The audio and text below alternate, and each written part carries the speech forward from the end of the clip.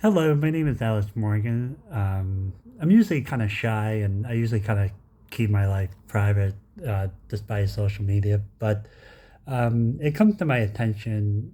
I'm part of a union called the Screen Actors Guild, and I've been working in the film industry for 19 years, 14 of those years in SAG, so it's been an interesting journey and it's been fun and blah, blah, blah.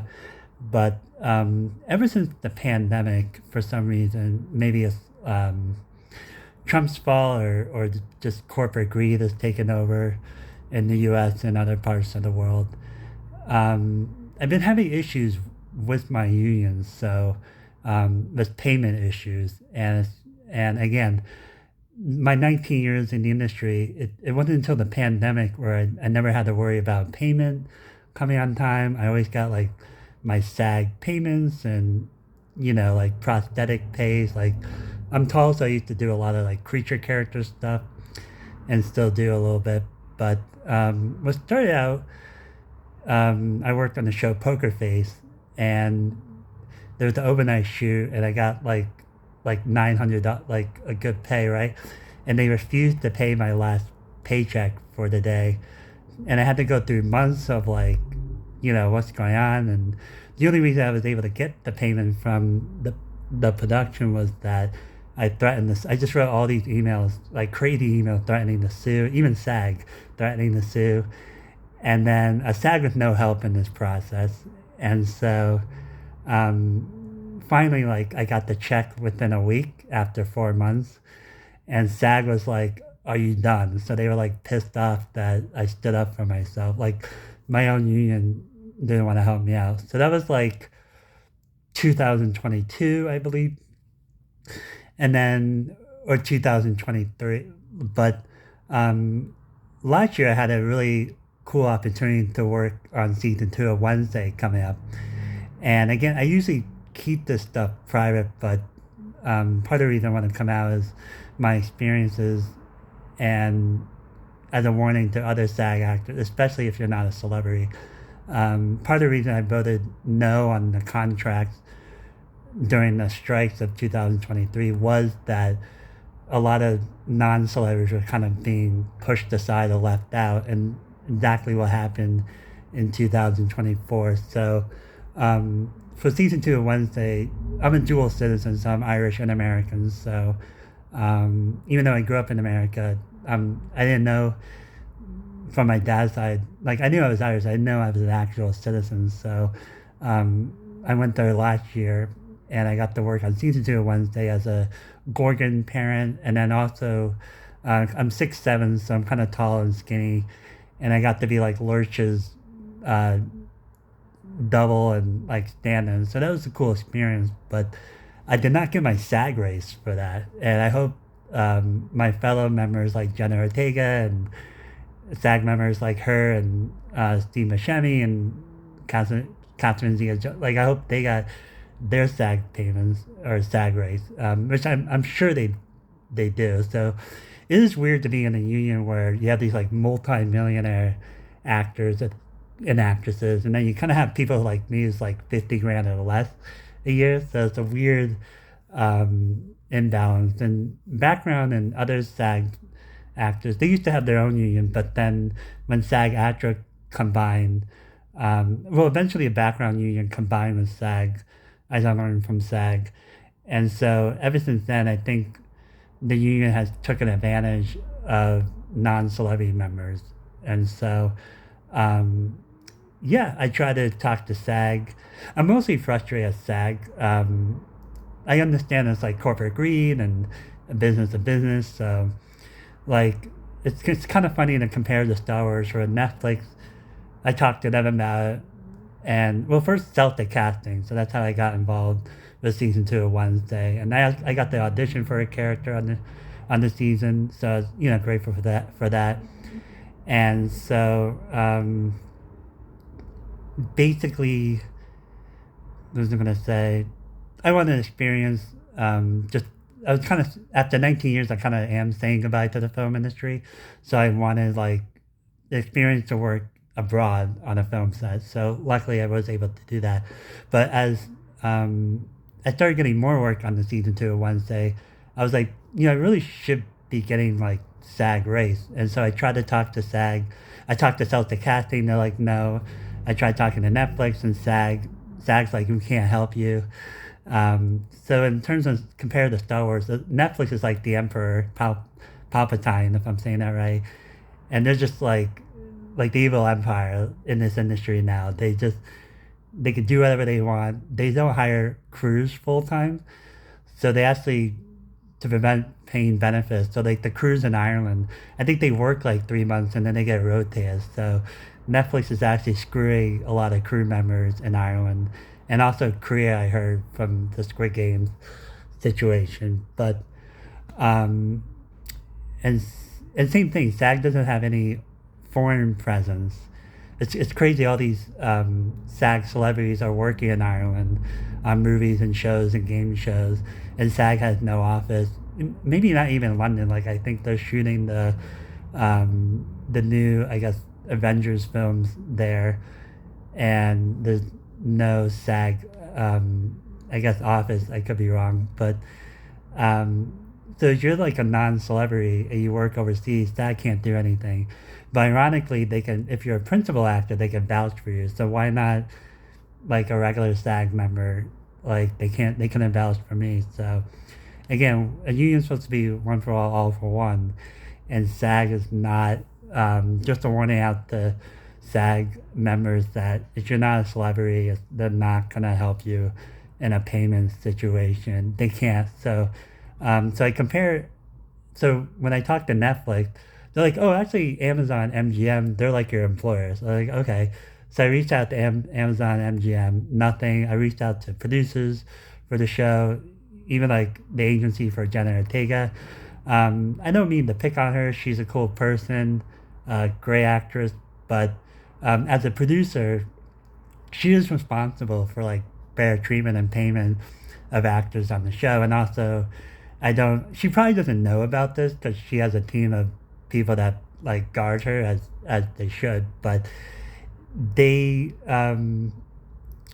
like I don't know why it's like a SAG member taking advantage of another SAG member, sadly, even if whether she knows this or not. So um, a lot of these celebrities, they're becoming producers as well on their project, and that's cool, like awesome, but they're not taking responsibility. Like what happened to the Rust situation with Alec Baldwin. He, a horrible producer, got a cinematographer killed, and like there's not like nothing happened to him. So it's a shame that SAG is just taking advantage of people in the industry, and SAG celebrities are. I would actually doubt if SAG celebrities have their own union, like maybe like SAG Celeb Actors Guild, and then it's like just a regular SAG Actors Guild. But yeah, so SAG had basically been interrogating me, like, why do you want to work on this? Like, when you weren't getting paid, why didn't you quit? And I did make a Reddit post. I'd gotten similar comments. And it's like, well, you signed up for this. It's like, I think a lot of people would want to work on a Tim Burton production. And especially for me, it was a spiritual journey in Ireland. Like, it was me to say goodbye to the industry, get in touch with my father's side of the family. Yeah, it was a very spiritual, I'm not really religious, but it was a very spiritual experience for me. And also that helped me get connections by working background. That's how I started as a SAG member. I worked on Men in Black 3, it was just fun, and I got the Taft Hartleys, and I got into SAG. And then, so basically, I ended up leaving season 2 of Wednesday anyways, because it just wasn't, like I was fed up, and I ended up teaching English at a summer camp in Dublin, and I ended up teaching English in Spain. So I got like very lucky opportunities, and they would message. I'd be like, no, I'm working, and I even try to get like a low salary monthly payments from Netflix. You're like, hey, just to cover my bills in Ireland, and so they just didn't want us. So yeah, Amazon and MGM, a lot of their producers are, I guess, associated with them. So that's why, I guess, they're the production company, as Netflix says. So they were my boss in Ireland. Um, so I kind of compare them to Darth Vader, like second in command. And then SAG, they were just like Jar Jar Binks. Like they just couldn't help. Even they're like my union of 14 years, so it's kind of pathetic of them. And I'm just not paying my SAG dues anymore in protest. And I hope other SAG performers do the same. And again, in the next strike, um, I hope SAG members, and especially Los Angeles, like have the SAG celebrities go out and protest every day. I'm disabled, so I have a foot condition, so it's hard for me to do that. And I was really proud of the SAG members who protested, but the celebrities did a like 1 day thing, like, oh, we're here to and like, no, have them protest, because again, this union works for them nowadays. So they need to do the protesting this time around. And yeah, just a warning again to SAG members: if you want the experience of going overseas, just SAG's not going to help. So SAG told me they could vouch for me as a principal, but again, same union, they couldn't help me, which is I feel like SAG is violating union laws in the U.S. and possibly Ireland too. So those Irish SAG actors, I would love to hear from them. So it's yeah, and that's just the industry. Like all of our film unions should have protested together, but the DGA, they kind of betrayed us all by signing a deal in 3 days. So, and now there's like directors they haven't worked for a year, and now I'm very lucky and privileged. Like I had a government job during the pandemic. I like became a substitute teacher, so I'm just very lucky. I just found another passion in education, and I might again be transitioning to that and leaving the industry altogether.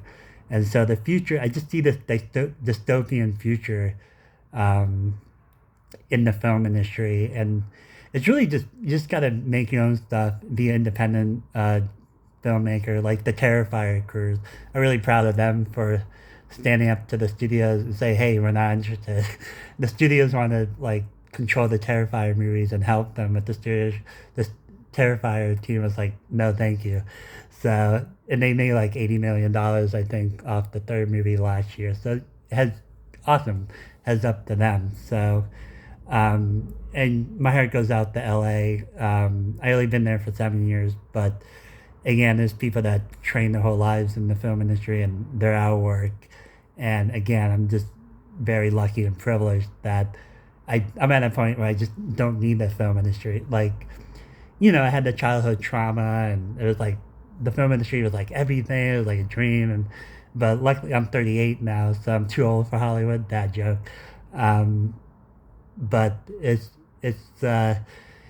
yeah. So luckily I just kind of grew out of the industry, and this is why. Like I have PTSD, so like I worry about my next payment issues on a SAG production. Like I just don't want to be part of that corruption. Like I made mistakes in my life and I paid the price, but I think my mistakes affected like a few people, where this corporate greed mentality and the errors of the studios and our U.S. government for not interfering and calling out these unions and not stepping in to protect union workers is devastating. And LA made Hollywood what it is today, and Hollywood, the studios just betrayed the city, and it's disgusting and pathetic. And I've questioned my citizenship to the United States, especially with this current administration. And you're seeing millionaire CEOs get shot left and right, and that's going to continue to happen. It's because the 3,000 billionaires in a world of 8 billion people that controlling more and more our wealth. And so, like, people are hungry. Like, I'm lucky, like, I'm disabled, I can work and blah, blah, blah. But again, 8 billion people, they're very hungry. And, it is what it is. And I wrote a manifesto called the Citizens of Earth Manifesto. So it's a little controversial. And sorry about the background noise. But yeah, it's just it is what it is. And so the third issue is I worked on the show Euphoria, and I didn't get my prosthetics rate. So I got my SAG rate, but not my prosthetics rate. So it's like a 1 day gig, and so now as a prosthetics, you have to negotiate. So if you're a background, you want the job, but then if you try to negotiate like what I did in Ireland, they're gonna cut you off. And I actually was supposed to work on the another SAG production, Mayfair, which is in Ireland. But when I talked about the SAG rate, they just cut me off really quick. And yeah, I did the fitting. It was like cool, like pre-roll, but they just cut me off at Mayfair, which is so. Yeah, shame on them. And it is what it is. This corporate dystopian world that we live in now. I don't really believe in democracy, and it's just again the Constitution has been thrown out the window. But yeah, it's just going to be up to billionaires to save the world, and if they don't want to do it, I think people are going to go after them one by one. So, and know that every time like a CEO millionaire shot, I think we had two of them this past month.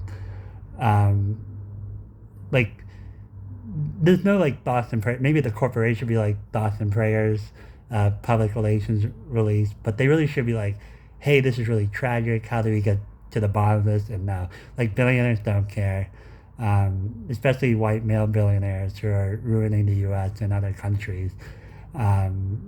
That's been a huge issue, and yeah, it is what it is, and yeah, like fuck SAG, fuck ICE, fuck Trump, so fuck a lot of people out there. And thank you. If you actually listened to the whole 17 minutes, I do appreciate it. Thank you again.